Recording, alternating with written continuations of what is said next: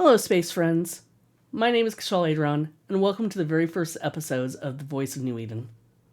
I created this series because so many players think if they haven't achieved space fame, their contributions to the game doesn't matter.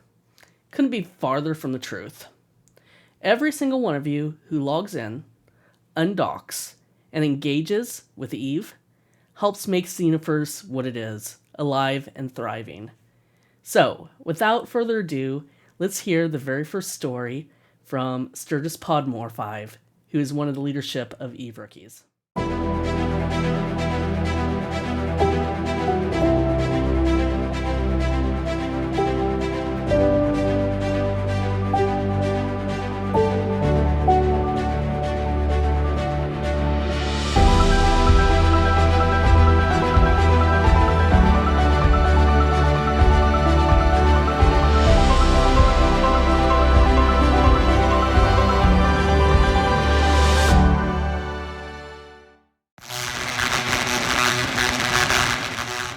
Hi, my name is Chris Young, and I play Eve under the name Sturgis Podmore5.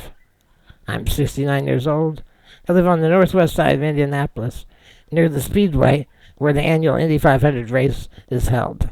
I've lived in this house since I was 3 years old. I was born with a genetic neuromuscular disease called spinal muscular atrophy type 2. It's similar to muscular dystrophy or ALS. I never walked when I was young. My parents carried me around till I was 5, and I got my first wheelchair. I got my first motorized chair when I was 10. I went to special education school until high school, and after graduating I attended Indiana University, Purdue University at Indianapolis, or IUPUI for short. And there I earned a BS degree in computer science. After about 2 years of working as a computer programmer at the IU Department of Medical Genetics, I had to quit because my disability got worse. I didn't have the stamina to work a full-time job. I started my own one-man computer consultant company in 1981, but never was able to make it profitable. It was more of a hobby that paid for itself. Barely. These days I focus on developing assistive technology for disabled people like myself. This device in front of my face is a 3D printed joystick mount that I designed myself based on commercial design. I push the control with my lower lip to drive my motorized wheelchair. But I can swap out that driving control with an identical joystick that's connected to my desktop computer, and I use the joystick as a mouse. I have several small push buttons in my hands that I use to click the mouse. Now, before I could move the mouse quickly using this mouse-controlled joystick, I could operate the mouse using a custom-designed infrared remote control I built, or by using voice control software called Dragon Naturally Speaking. But the infrared remote and the voice control couldn't operate the mouse quickly enough for most games. Now, for several years, I played a browser strategy game called Traviant Kingdoms. It didn't require you to do anything quickly. Sometimes you have to launch your troops with a split-second accuracy, but I could just have my setup ready with all the troops queued up, put my mouse over the send button, and then click the remote control at exactly the right second. Once I got that joystick-controlled mouse, it could move the mouse quickly. I wanted to find something more challenging. I had heard about Eve online from watching YouTuber Scott Manley, so I figured I'd try it out. This was sometime early in 2020. I got an in-game invitation to join Linknet, and I began running level 1 missions and mining with the standing Linknet mining fleet. And like many Eve players, I started building spreadsheets to try and figure out what's the most profitable things to mine.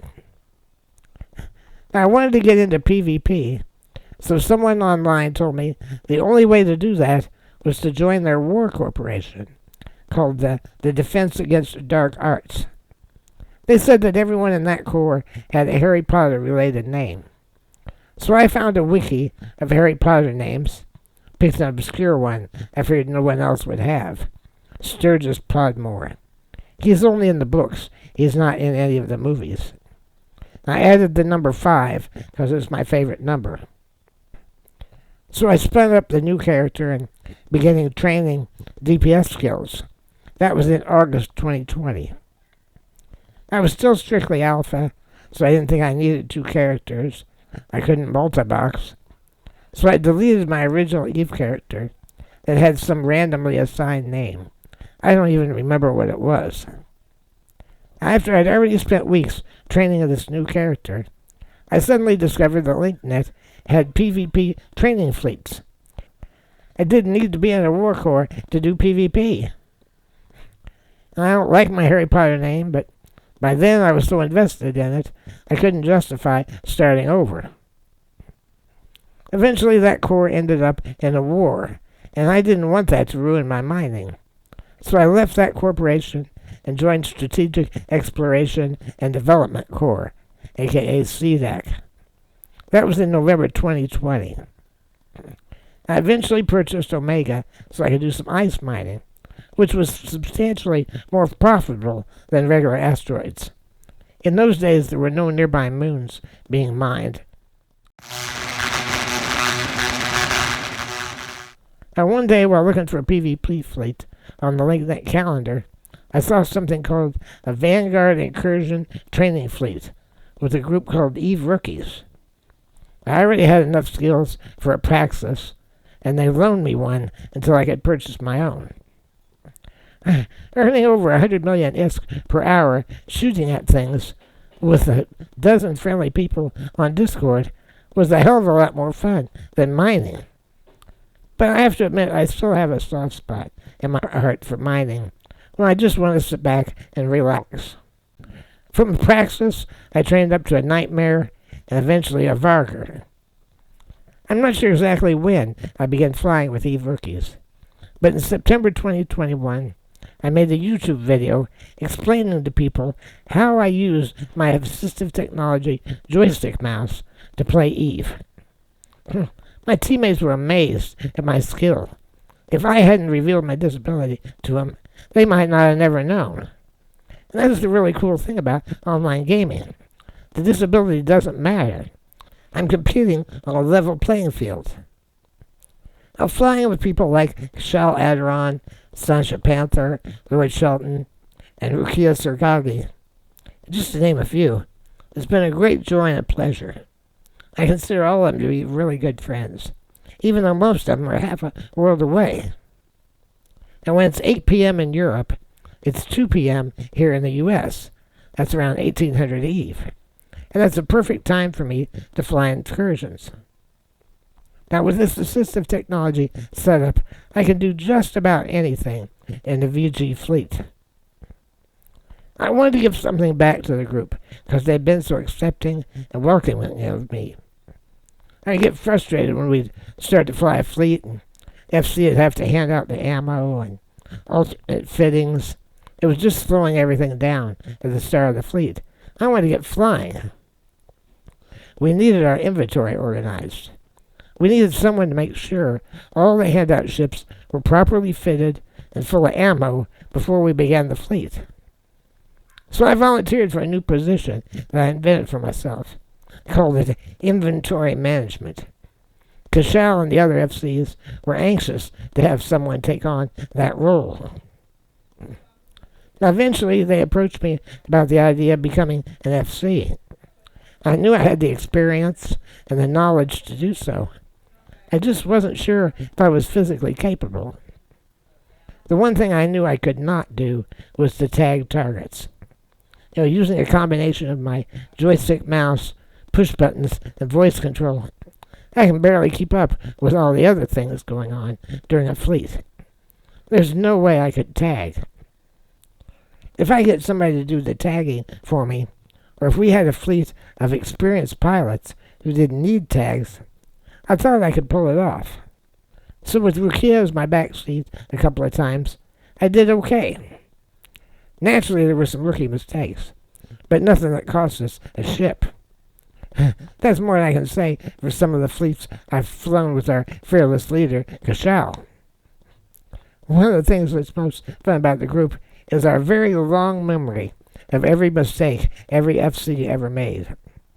For a while, we even had a game called FC Bingo, and you'd fill out a square every time someone made a mistake. We loved teasing each other, and I'm one of the most brutal of the bunch.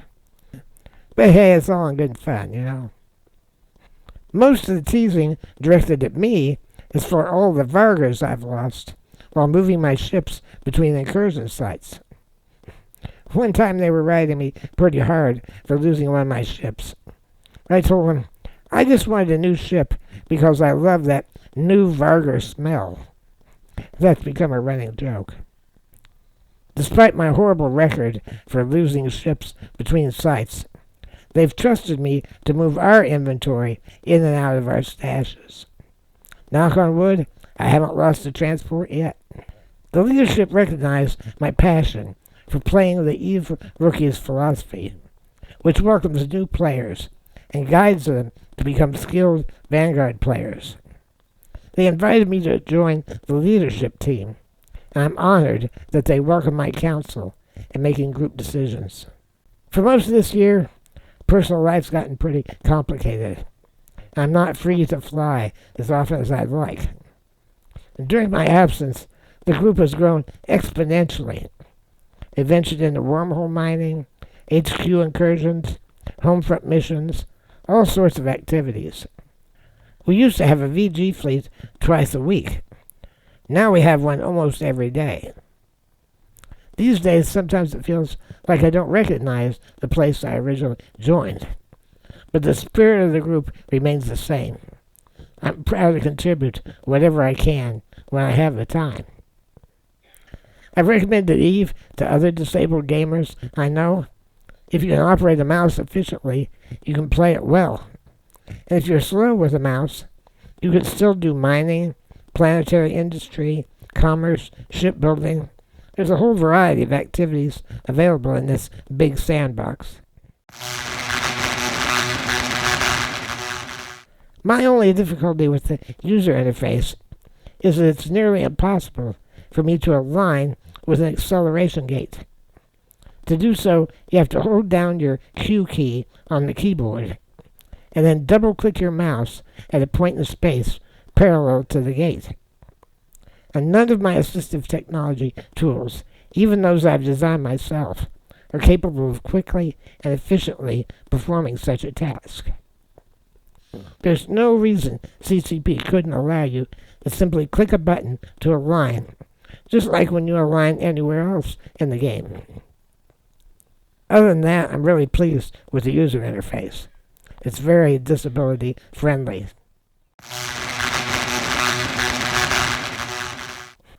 I encourage all of you to try out VG Incursions. It's a ton of fun, it's relatively safe, and nothing else in HiSec can earn you the kind of ISK per hour that you can get running a shield incursion. Once you get good at that, you can always step up to HQ and find the same friendly bunch of people to guide you on your way, making 3 times the money you can make with VG. I don't regret for a minute the time I've spent playing this game with these people. YouTuber Scott Manley, who first introduced me to the game, always signs off his videos by saying, "Fly safe, everyone." I learned that it was a common farewell in the game, and it's one that I've adopted religiously. Fly safe doesn't mean be overly cautious. It means go out there, have some fun, but don't get yourself blown up. So for now, as I always say, fly safe, everyone. And that's the end of this episode of Voices of New Eden. If you like this episode and you want to hear more player stories, please like this video and consider subscribing to my channel. It's my hope that I'll be able to share many different stories over time. If you'd like your story told, you can comment below with your character name so I can send you an email. If you'd like to contact me on Discord, Reddit, or in EVE, you can find all the information down below in the description of this video. I only have 2 requirements for any pilot. wanting to tell their story. They need to have played Eve. Yes, this means if you've won Eve, I'd still love to hear from you. And you need to be willing to have your voice recorded. While a face cam makes the video more interesting, it's not required by any means. With that being said, this is Kshal Aideron, signing off for Voices of New Eden.